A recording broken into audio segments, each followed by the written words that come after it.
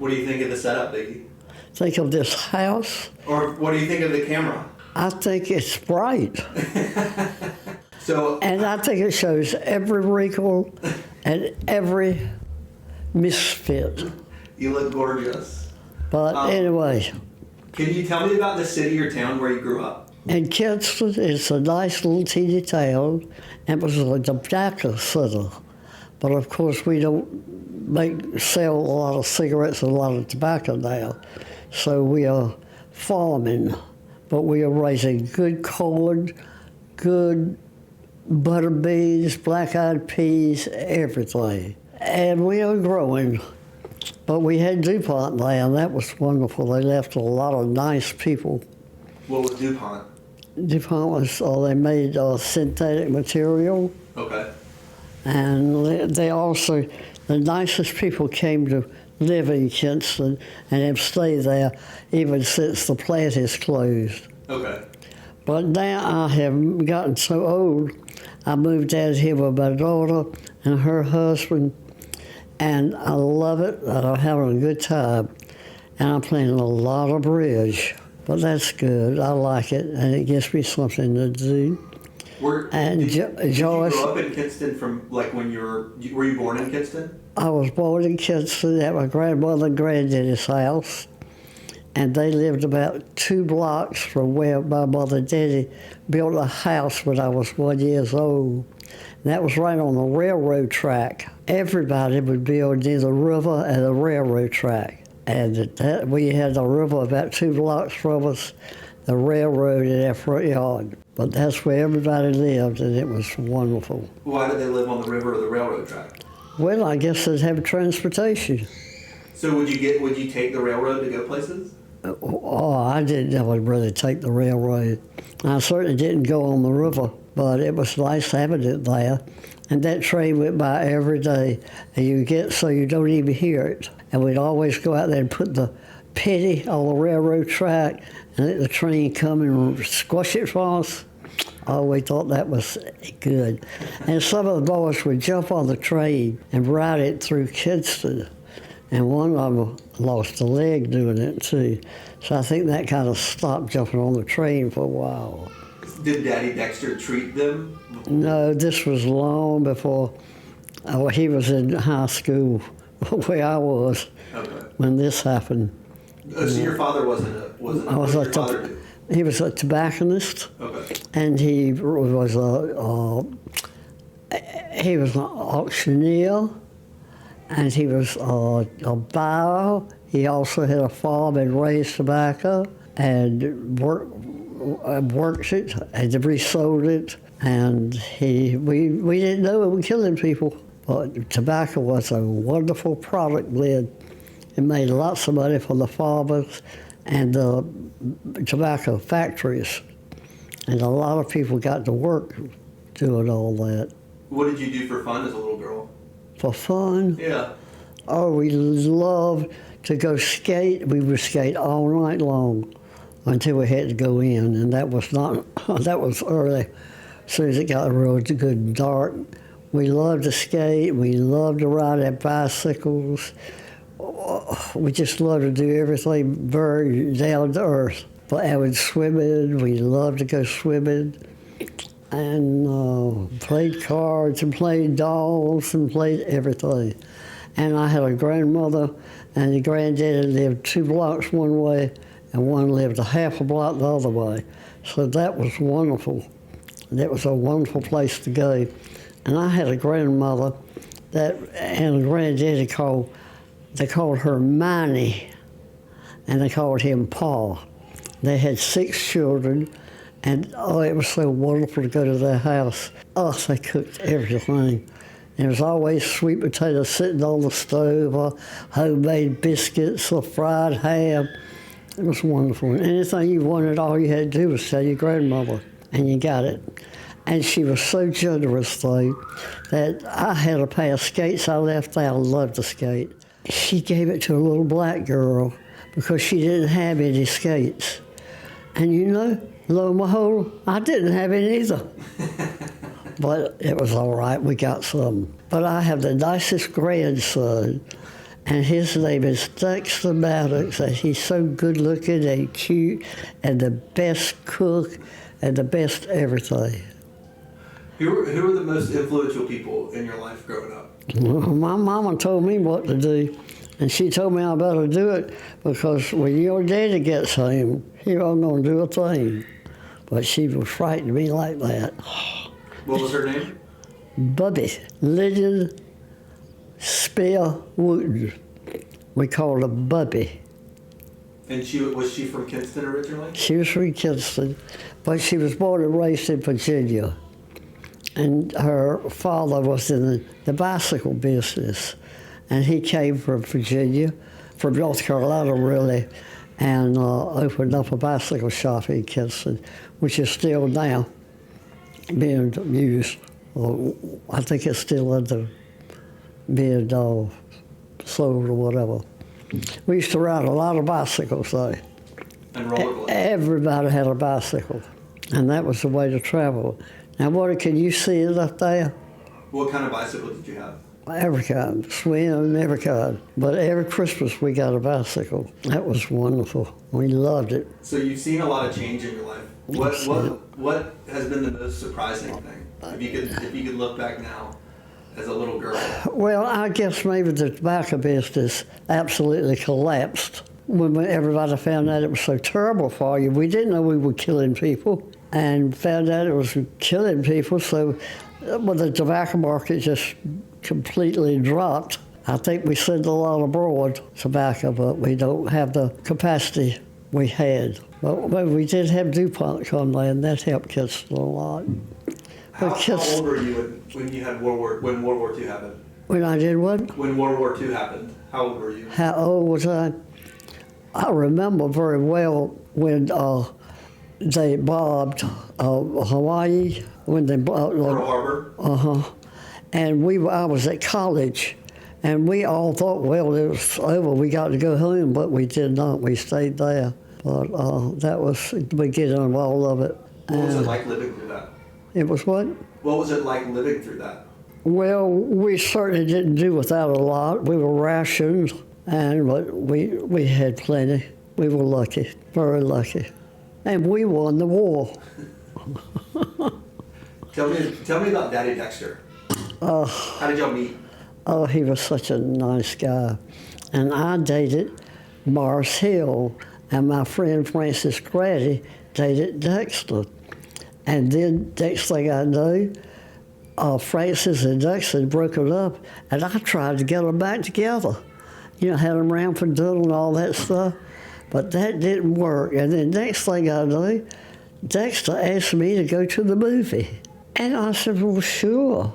And I went, and you know, he started holding my hand in that movie. Well, then he started coming around, and I liked him a lot. But I didn't want to break up with anybody, but I'm glad we did, because he was a good guy.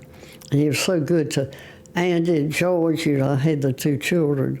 Oh, he was wonderful to them. And he was so good to everybody. He was such a wonderful person and a good doctor, kind, generous, such a nice person. How old were Andy and George at that time? They were about 13, about 12, 14. And they handled it okay? Oh, they loved Dexter. What did y'all do for fun? Oh, we went to the beach. We went fishing. We went swimming every day during the summertime over at the club. And, we had a grand time. What club? Over the country club. Which one? After we had built our house, Okay. we lived in an apartment, and then my daddy got a little house for us near his house, one he owned. That rent was good. It was nothing. And then we built a house on Greenbrier. And that's where you... And that's where we lived. And, right next to the country club there? right across from the country club. Okay. And we loved that, and Dexter loved to play golf, and we all loved to go swimming. And Dexter always said, let him pick the lot out and build any kind of house you want. And it worked. What kind of doctor was he? A general surgeon. And he said he came to Kinston to work for Dr. Tyndall, and I mean, that was his first out. He'd been in the Army, he'd been in school, had been in the Army. And that was wonderful that he came to work for Dr. Tindall. It was a nice little private hospital, parent hospital. And Dexter said later on, he said he was the witch doctor. And I said, what is that? He said, which one is him? So I think he was a wonderful surgeon, but he did a lot of extra things at that little country hospital. Like what? Anything that came in. Delivering babies and... Anything. Never will forget one time this black woman came in, she'd been working in the fields, and she was heat exhaustion and all that. And they said in the kitchen that he got all the ice they had and put that woman in there. She got all right too. I bet she got cold, but she got all right. But Dexter was a good surgeon. Wonderful. He was a good person. Nice. He was so good. Andy and George.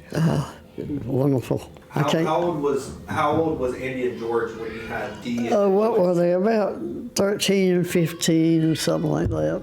When Dee and Joyce were born? Oh, well, I had Joyce a year after we got married, and so they were just a year older. But they were good babysitters.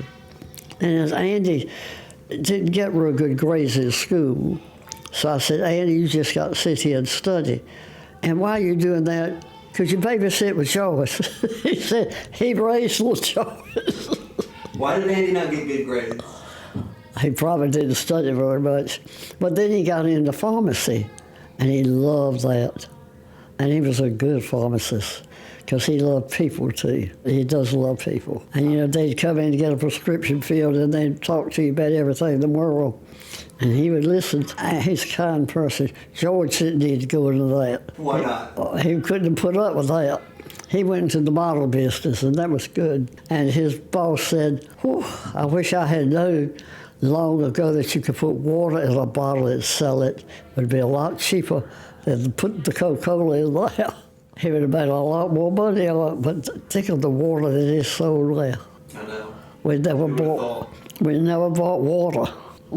Oh, but my mama was a good cook. My daddy was a wonderful man, a good provider. And I had two wonderful brothers, Cecil and Al Floyd. And I went to work for Cecil. I was bookkeeper and secretary, whatever. What kind of business was that? He was a doctor. He had a general practice. Okay. And he was an excellent doctor. Were they your older brothers? This is my older brother, Cecil, and my younger brother, Dal Floyd, was an English professor, and he graduated Carolina, and then he went to Virginia and got a job at Randolph-Macon, which is in Ashland, Virginia, and he stayed there all of his life. He did very well. They certainly honored him as a teacher, and we had a good time. And I've got the cutest little grandson named Dexter. Who are your other grandchildren? Who's your oldest grandchild? Oh, my oldest is Jean, Andy's daughter. And then I've got Everett. Well, I've got Andy's children. And then I got little Joyce and Dee. And then I've got Everett and Dexter. And now you have great-grandchildren. Oh, mercy. I'm getting those too. And Andy's got, he got 4, so they're my great-grands. And Joyce and Dexter have 2 each, so that's 4 more. I think you've got 10. And I got a lot. I think you've got 10 great-grandchildren. And it's amazing. And they're beautiful, smart, intelligent. They really are. Isn't that grand? That is such a blessed. And we are so blessed. We are so blessed. And my little girl, when I had Joyce, I already had 2 boys, and they said it's a girl. I said, prove it. I didn't believe it. But she is a blessed. Did you want a girl? Oh, yes. Everybody wants a girl. Why is that? I mean, we love our boys, but you kind of want a little girl, too. But see, I had 3 boys and 1 girl. But that little girl is looking after me. And Hewitt, he is so good to me.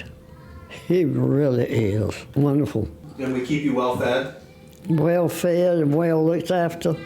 But he told me today that I could not eat popcorn in the living room anymore, that I had to sit at the breakfast room table because it was all over the floor. I must get half of it on me. But he got the vacuum cleaner. But I eat popcorn in the breakfast room now. What advice would you give to your great-grandchildren? What advice? Oh, I just love them. I don't give them advice. They got a mom and daddy to do that. I do love them, though. They are so wonderful. No life advice for them? They what? No life advice for having fun for 99 years? Oh, enjoy life. Life is so wonderful. Be good and kind, though, and like people. Don't dislike people. That's bad. It's bad for you and not for them. But enjoy life. We are so blessed. Oh, we're so blessed. I can't believe it. We had good mamas and daddies, and we hope to be that way too. I think I kind of failed on one of them, but that's all right. I guess you got to have a little failure here now and then, but just do the best you can. But enjoy life and be kind to your neighbor and to each other. Now, I'm not very good at this. You're doing wonderful. There's no good or bad. Is there anything else you want to say to the camera? I don't think so, but I love my little Dexter and his little wife and his precious little children. They are so cute. Oh, they're so adorable. And so is Everett and his wife and that little red, woohoo! He's a dog, baby. He is around. We have to lock the front door down when he comes. He goes out on the street, naked or with clothes, or he decides he's just going to walk on over the beach, which is 2 or 3 blocks away. He is a bird. Dexter, we have such a good time coming around here. And this beautiful little granddaughter. You can stand next to Big Joyce and say hello. Okay. Hello. Hello. Can you give Big Joyce a kiss? I love that. I love that little girl. Love that little girl. I'm done. You can go back on me. Oh, hey, darling. Helen, you want to come give Big Joyce a kiss? Yeah. Oh, thank you. She's just a bird, isn't she? They all adorable. Oh, so precious. Thank y'all for being here in town, and I love our get-togethers. And this is for a happy 99th birthday, right? Oh, gracious, can you believe it? I'm not having a party at the Bridge Center. I fed them last year, which is good. I love to feed them. But this year, one of the directors said they wanted to have a ice cream party. Okay. And which I thought was mighty nice. And I said, well, not only for me, but for everybody that's born in August. And that'll be fun. They were going to call it a banana split party. And I think that'll be fun. I love that, but we'll have a little get-together. We'll might have hot dogs. Is that what you want for your birthday, hot dogs again? I don't know, but whatever anybody else wants, because I don't really care. What everybody else wants. Maybe we can go eat the best steak or the best whatever. It's always fun over Ocean Forest. Yeah. They know how to put it on. And I think the little children like Ocean Forest. I think they do too. And me too. They're always so nice to us. And they have real napkins that say, happy birthday. There you go. Is there anything else you want to say? I don't know anything else, but this has been wonderful. I love you, Biggie. I love you. You and your wife and these children are precious. Happy birthday. Thank you. I can't believe I'm 99 years old. Wow.